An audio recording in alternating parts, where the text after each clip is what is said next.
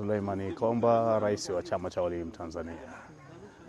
Geita ni moja kati ya mikoa ambayo ni mikoa tulivu, mikoa bora kwa sehemu, kwa mujibu wa takwimu mbalimbali zetu za chama. Kwa hiyo kuitembelea Geita ni kuendelea kujenga na kuimarisha chama. Kwa hiyo nimekuja Geita kwa furaha kabisa, kwa maana ya kuona maendeleo ya mkoa jinsi yanavyoendelea, lakini pamoja na changamoto 2-3 zinazoweza kuwepo katika mkoa, basi tuweze kushirikishana pamoja na viongozi wenzangu, tuone namna ambavyo tunaweza tukatembea wote kwa pamoja.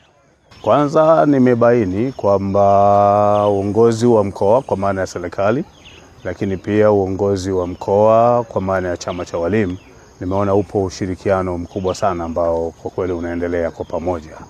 Ile dhana ya kusema kwamba sisi tuna wanachama kama CWT, halafu serikali ina watumishi, halafu wote kwa pamoja wanaoitwa watumishi na ambao ndio wanachama wanafanya kazi za utekelezaji wa kujenga ustawi wa nchi yetu kwa Geita, unaendelea kuonekana kwa kiasi kikubwa sana.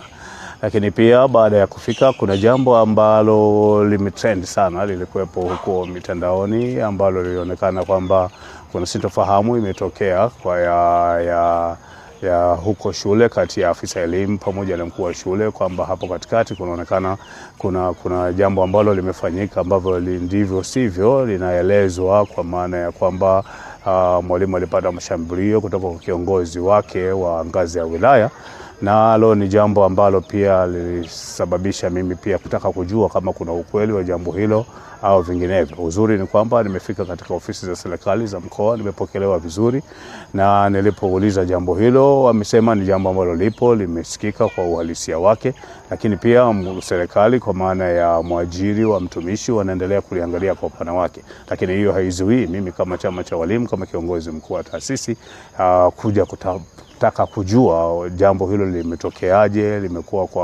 limefanyika kwa utaratibu gani, nini hasa kilitokea, sababu zilikuwa ni nini. Pamoja na hayo, lakini kile kilichokuwa kimefanyika, je, kina uhalisia wake?